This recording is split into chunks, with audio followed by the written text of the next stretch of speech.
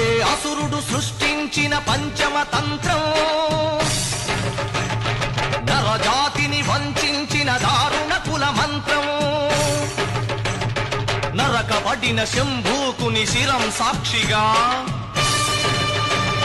తెగిపడిన ఏకలవ్య బొటన వేలు సాక్షిగా,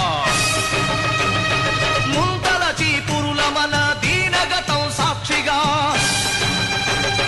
ప్రశ్నించిన ప్రతి చోట మహా